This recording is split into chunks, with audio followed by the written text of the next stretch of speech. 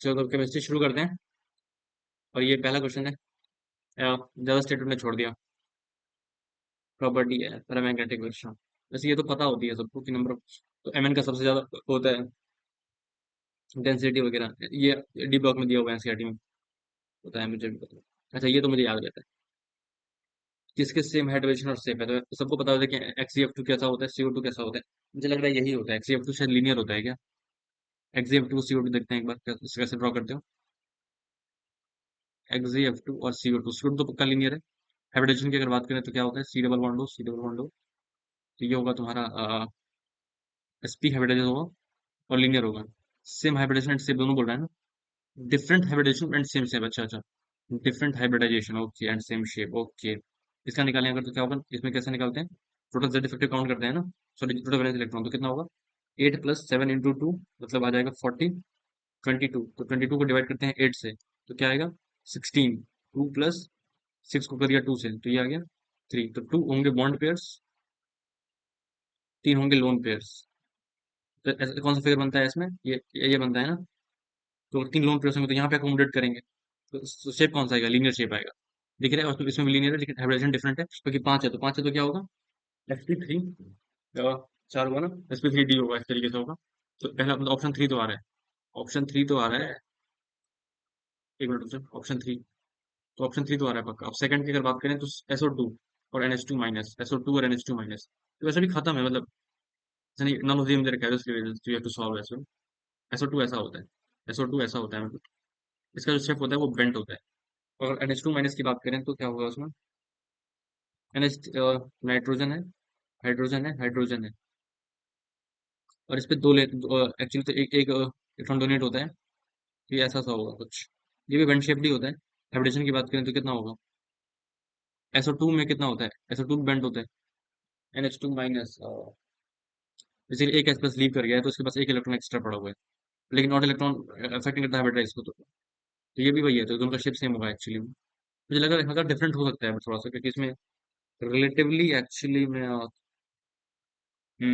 But let me go with the option 2 और 3 option में है। तो let me go with this, okay. चलो आगे बढ़ते हैं। अब ये तो कुछ ऑर्गेनिक प्रोडक्ट का क्वेश्चन है। ऑर्गेनिक तो मुझे भी आती है हल्की फुल्की। आओ करते हैं, प्रोडक्ट बनाते हैं।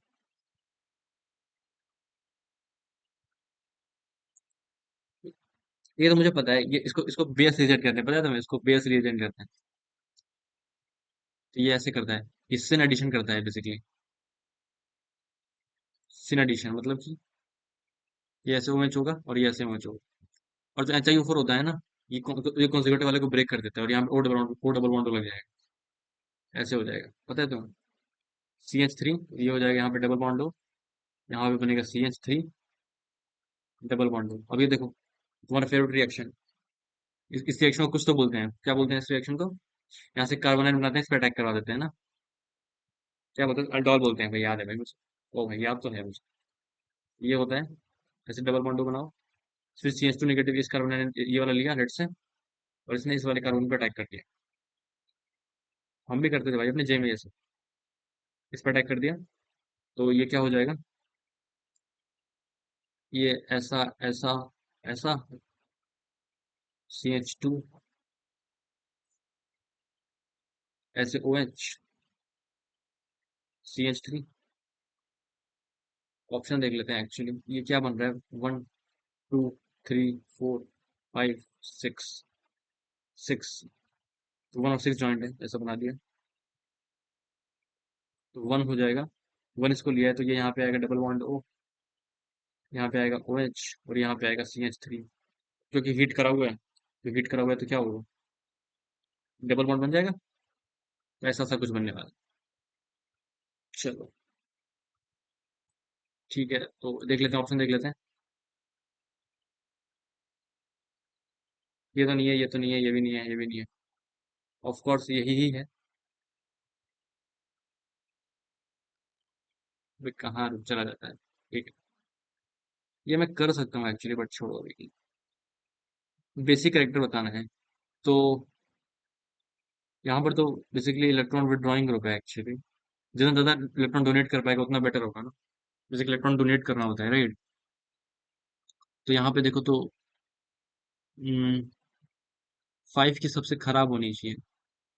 5 सबसे पीछे आ रहा है, 3 बेटर है। 2 और 1 में ऑर्डर देखना है, मतलब 2 और 1 में, तो ये इसका बेसिकली जो इलेक्ट्रॉन पेयर है लोकलाइज्ड, दो डिकोलाइज्ड दोनों में, लेकिन यहाँ पे CH3 प्लस आई ग्रुप भी है, वो थोड़ा सा उस पर इलेक्ट्रॉन डेंसिटी बढ़ा देगा, तो 2 आगे होना चाहिए ना। तुम मुझे करेक्ट कर सकते हो अगर मैं कुछ गलत बोलता हूँ, तो कोई दिक्कत नहीं है। No no regret in chemistry. या for which of the following tendencies of plus two plus three is easiest. अच्छा, CrMn FeCO ये दे रखा है, इसमें ज्यादा आसान होगा।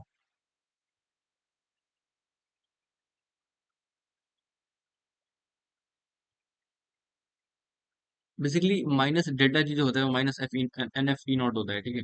जिसका E0 का गैप जितना ज्यादा होगा वहां से वहां ट्रांजिशन में, वो बेटर रहेगा नहीं।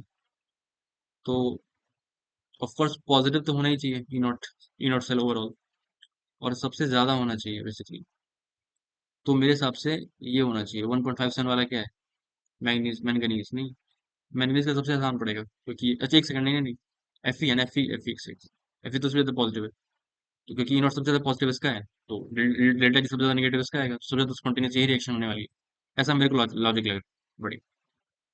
विच are the following sols equilibrium, reason sols equilibrium, जहाँ पे कंसंट्रेशन कांस्टेंट हो जाती है, यहाँ पे इंक्रीज करिए ना, तो फर्स्ट रीजन आएगा। ये क्या बवासीर, ठीक है। पर्शियन ब्लू तो मुझे भी याद है, Fe4 ऐसा कुछ आता है, ये ऐसा होता है, अंदर Fe3+ होता है। ब- एक होता है प्रोशन, क्या होता था वो, अच्छा रुको, अभी याद करेंगे थोड़ी देर में, अभी आसान क्वेश्चन कर लेते हैं जो रटा हुआ है। अच्छा ये तो मेरे को भी याद है, निकालने निकालता हूँ इसको, मेरे को wavelength red observe by the complex, कौन सा रेड ऑब्जर्व करेगा, भाई विबग्योर करके निकालते हैं इसका, पता है तुम्हें, बहुत ही जानकारी बढ़ा दी मैंने तुम्हारी। ये तो मुझे आता है, x equal to in x, तो ये होता है A0 लेफ्ट इंडिकेट ना, A0 वन सी के पर माइनस के टी, तो ये हो जाएगा। कौन कौन सा ग्राफ सही है ये बता। ये फर्स्ट ऑर्डर रिएक्शन है, तो टी हाफ कितना होता है, Ln2/k होता है, तो कंसंट्रेशन थर्ड तो सही है, मतलब थर्ड तो आ रहा है भाई। एक्स क्या होता है, रिएक्टिंग में कंसंट्रेशन, तो वो होता है A0 लेफ्ट इंडिकेट आता है ना, तो एक्स आता है A0 minus A0 into one minus C के पर माइनस के टी, तो घटा देंगे तो A0 e की पर माइनस के टी आएगा यहाँ पे। ln लेंगे तो कितना आएगा, e की पर माइनस के टी, तो ये डिक्रीजिंग ग्राफ आ रहा है, लॉग ऑफ A-6, तो A0 e की पर माइनस के टी, तो ln A0 माइनस के टी, ये तो सही है। और ये अगर करेंगे तो A0 e की पर माइनस के टी कट गया, e की पावर के टी आ गया, तो e की पावर के टी लॉग लिया तो के टी आया, तो ये भी सही है, तीनों सही।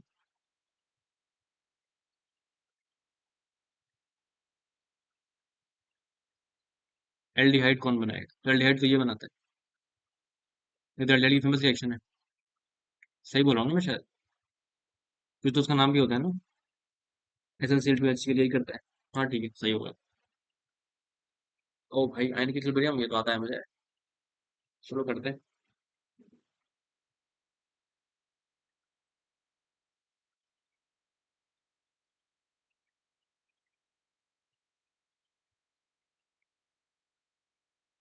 K for the HCN is 5 × 10⁻⁻10, ये K फॉर HCN है, for maintaining a constant pH of 9। अच्छा, 5 molar KCN constant pH maintain करना है, अच्छा अच्छा, मतलब बेसिकली बफर बनाना चाहता है, तो pH 9 मेंटेन करनी है, तो क्या होता है formula, pH is equal to pKa + log 10, conjugate base उसका, मतलब कॉन्जुगेट बेस यहाँ पे आएगा CN माइनस बाय HCN का कंसंट्रेशन, वाह, अभी तक याद है। pH आ गया 9, इज इक्वल टू कितना हो जाएगा, ये हो जाएगा 10 - log 5 pKa, तो मतलब यहाँ पे रख दिया सिंपली 10 - log 5, और यहाँ पे इसको लिख दिया 9 + log 10, इसको लिख दिया 9 + log 10, log 10 + log 2 हो जाएगा, तो 9 equal to 9 - 9 - log 2 is equal to log 10 CN minus concentration upon HCN। एक सेकेंड, हाँ, ये कट गया, ये हो जाएगा 1/2। तो 1/2 की वैल्यू है तुम्हारे पास सी एन माइनस का कंसेंट्रेशन अपॉन एच सी। अब तुम सवाल पढ़ो क्या निकालना है। ये क्वेश्चन आ गई ओवरऑल। अगर 9 का पीएच मेंटेन करना है तो ये तो होना चाहिए। बढ़िया। तो अब the volume of 5 molar K C N to be added to 10 molar of E N C N. तो ऑफ कोर्स काफी वीक है, तो कॉमन इफेक्ट लगा तो काफी सप्रेस हो जाएगा। तो एच सी एन कंसेंट्रेशन तो हमें ऑलरेडी पता है। एच सी एन कंसेंट्रेशन कितनी आने वाली है? ये आने वाली है तुम्हारे पास, हमें कंसेंट्रेशन रखना है एक्चुअली। टोटल अच्छा वॉल्यूम ऐड करना है तो कितना होगा? 2 मोलर इंटू 20, तो 20 मिली मोल्स। 20 मिली मोल्स हो गया। तो सी एन माइनस मुझे निकालना है। मान लिया एक्स आ रहा है यहाँ, यहाँ से तो कुछ नहीं आएगा सी एन माइनस। मान के चलो एच सी एन कुछ नहीं देगा, जो भी देगा यही देगा, क्योंकि कॉमन इफेक्ट लगा होता है ना। तो ये हो गया x by H C N कितना होगा? 20 मिलीमोल। ये मैंने एक्स मिलीमोल मान लिया, ठीक है। तो एक्स बाई वी टोटल हो गया। तो एक्स बाई वी प्लस मान देखो, एक्स मिलीमोल मान लिया, तो एक्स बाई वी प्लस 10। ठीक है। ओवरऑल एक्स एक्स मिलीमोल है, divided by 20/20 millimole by V plus 10। ये तुम्हारा आ जाएगा ओवरऑल कितना? 1/2। ये कट गया, तो तुमको दिख ही रहा है कि एक्स कितना होना चाहिए? 10 मिलीमोल आना चाहिए। तो 10 मिलीमोल आना चाहिए, तो इसका मतलब कितना लेना पड़ेगा तुम्हें? 5 मोल ऑलरेडी है, तो तुम्हें दो एम एल चाहिए। 2 ml लोगे तो 10 मिलीमोल हो जाएगा। 2 ml आ गया आंसर। वाओ, 2 ml ले लो। बढ़िया। इनिशियल पोटेंशियल ये पता नहीं भाई। Br2 डार्क, डार्क मतलब फ्री रेडिकल रिएक्शन होती है ना, तो उसमें रेडिकल रिएक्शन होगी भाई एक्चुअली। और ये रिंग खुल क्यों जा रही है? बहुत स्ट्रेन है क्या इस पे? तो जहां पे ज्यादा स्टेबल कार्बोकेटाइन बनेगा, देखो 3 डिग्री जहां पे बन रहा है, देख रहे हो यहाँ पे 3 डिग्री है ना। Br2 डार्क में तो सिर्फ एक जगह लगना चाहिए, दो जगह क्यों लग रहा है? एडिशन कुछ और रिएक्शन होती है क्या डार्क में या फिर डार्क में रेडिकल कहाँ से आएगा? ऑफकोर्स पागल क्यों थोड़ा सा। मतलब यहाँ पे Br ऐड हो जाएगा, इतना समझ में आ रहा है नहीं? स्टेन टूट जाएगा एक्चुअली। समझ गया मैं। ये होना चाहिए। तो Br ऐड कर दो। थोड़ा सा स्टेबल सा रखना मामला को, नहीं? तो इसका मतलब हम्म, लेकिन थोड़ा सा रैंडम सा नहीं हो रहा है? यहाँ पर बी आर, तो CH3 बाहर, Br है, फिर यहाँ पे Br, ऐसा क्यों हो क्यों नहीं रहा है? कुछ तो होगा। Br इस पर अटैक कर रहा है, तो इस पर अटैक कर रहा है। तो देखते हैं इसको। टॉटोमेरिज्म कौन शो करेगा? हम्म। टॉटोमेरिज्म, ठीक है। थेरेपी ऑप्शन ये तो मुझे करता है।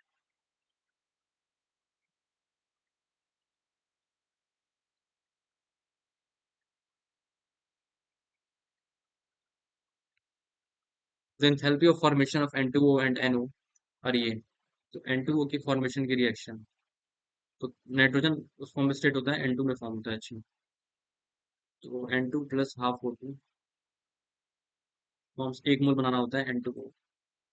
तो half N2 plus half O2 gives N। इसकी मान ली H1, इसकी मान ली H2। 2N2O प्लस ये बनाना है, जब इसको 2 से मल्टीप्लाई करना है तो कर दिया। और O2 लाना है, तो O2 इन दोनों को ऐड कर दिया उल्टा करके। इसको पहले 2 से मल्टीप्लाई कर दिया, और 4NO रखना है तो उसको 4 से मल्टीप्लाई कर दिया और उल्टा कर दिया। 2N2O, इसको उधर कर दिया। तो ये हो जाएगा 2N2 plus 2, sorry plus O2। 2N2 plus O2, तो इसकी रिएक्शन होगी एंथैल्पी -2H2। ठीक है। और इसकी क्या होगी? 4NO, और NO तो उधर है, तो इसकी होगी 2N2 plus 2O2 gives 4NO। ये मैंने क्या किया है, तो ये हो जाएगा सिंपली 4 टाइम्स H2। अब दोनों को मुझे ऐड करना है, तो ऐड करूंगा तो ये कट गया। क्या हो जाएगा? 2N2O plus O2 gives 4NO, मतलब -2H1 प्लस 4H2। तो -2 × 28 प्लस 4 × 90, तो 360 -56, 56, तो 304। ठीक है। बढ़िया। Delta T F equal to K होता है फॉर्मूला, मेरे को पता है। ये वाला भी मेरे को आता है। बी आर HBr ऐड करेगा तो यहाँ पे बी आर आएगा। ट्राई कर सकता हूँ, बाकी तो राम भरोसे। चलो ठीक है, ट्राई करता हूँ ये वाला।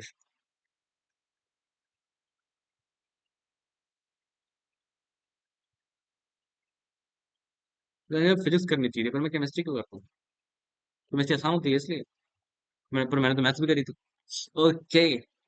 CH3, CH2, यहाँ पे Br आ गया, यहाँ पे OH आ गया।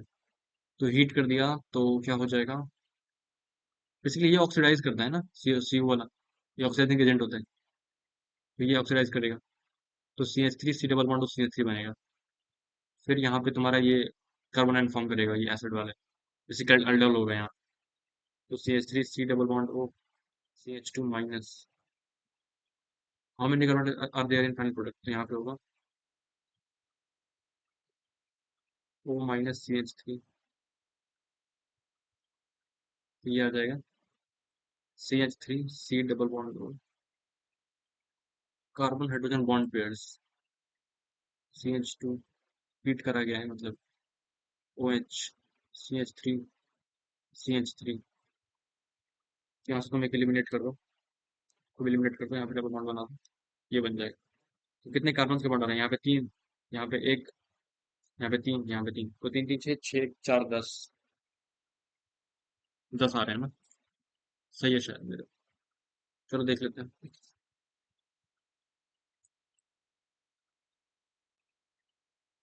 ये तो कर ही सकते हैं। केमिस्ट्री में भी कर दिया क्या मैंने कुछ? इधर 9 कर दिया, 10 क्वेश्चन केमिस्ट्री में हो गया होगा। पास तो मैं ऐसे ही हो जाऊंगा। अप्रैल का फॉर्म भर देना चाहिए।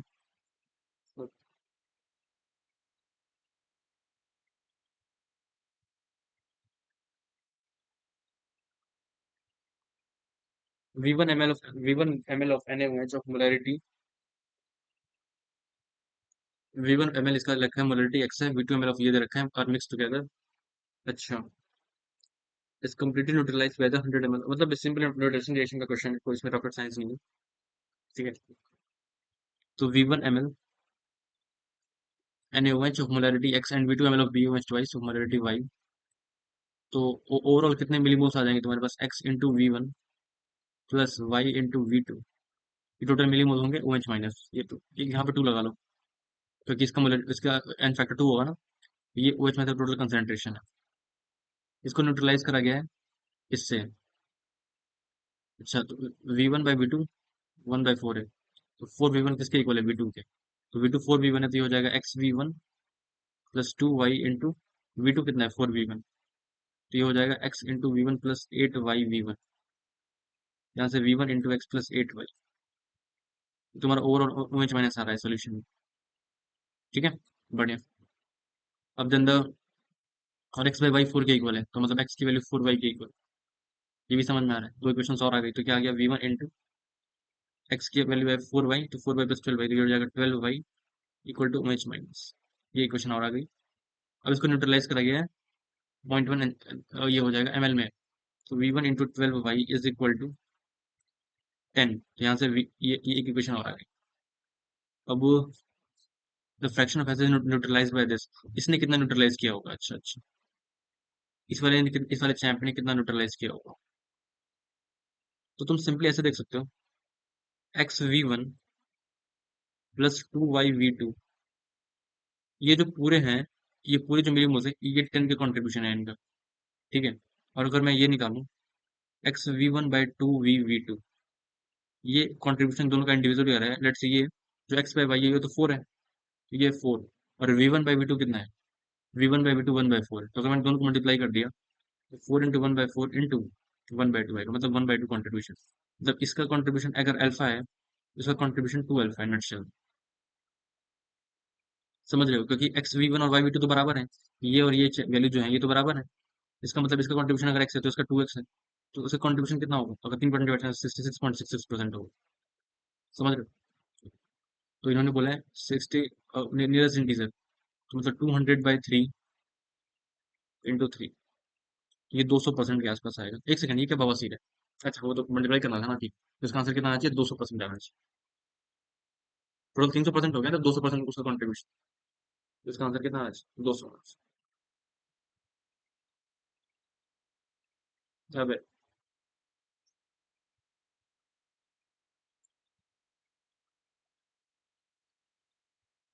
ये कर सकते हैं, ये भी कर सकते हैं। ये क्या बोल रहा है? ये कर सकते हैं।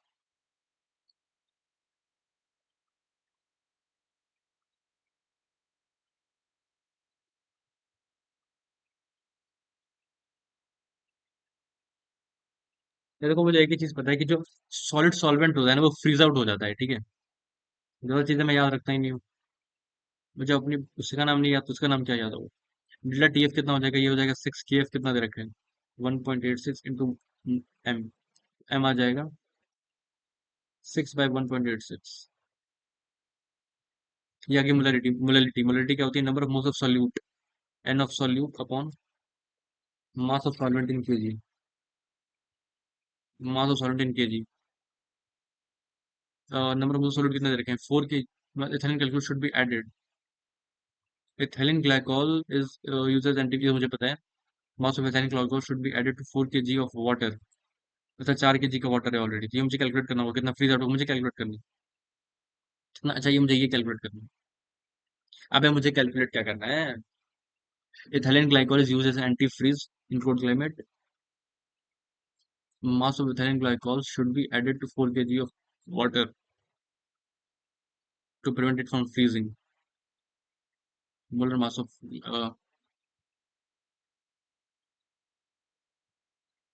4 kg of water। अच्छा, तो ये मान लिया मैं, ये इसका मास ये दे रखा है, जो वाटर सॉल्वेंट है ये 4 kg है। और जो ये तुमको दे रखा है, ये दे रखा है 4/62। ये 4 kg है तो उसको 4000 कर दिया। ये नंबर ऑफ मोल्स सब आएंगे ना। और 62 ग्राम पर मोल है, ठीक है। ये ओवरऑल आ रहा है तुम्हारा 6/1.86।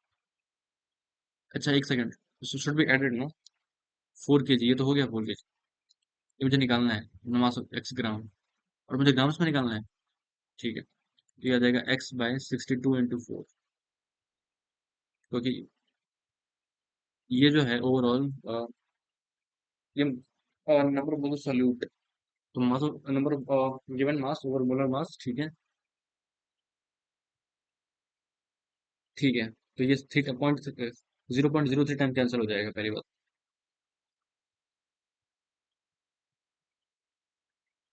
तो ये कुछ हम्म, कुछ तो लग रहा है। अच्छा, 24 × 0.003, 0.72 ग्राम्स। कुछ तो गड़बड़ कर रहा हूँ मैं। डेल्टा टी ऑफ 6 है, ठीक है। Mass of ethylene glycol should be added to 4 kg of water. इसमें मैंने सॉलिड सॉल्वेंट स्विच कर दिया क्या शायद। एक मिनट रुक जाओ। चलो ठीक है, फिजिक्स स्टार्ट कर देते हैं, केमिस्ट्री पे ही बंद करते हैं। तो बाकी अभी नेक्स्ट में देखेंगे, पहले फिजिक्स खत्म करते हैं, बहुत टाइम कम बचा।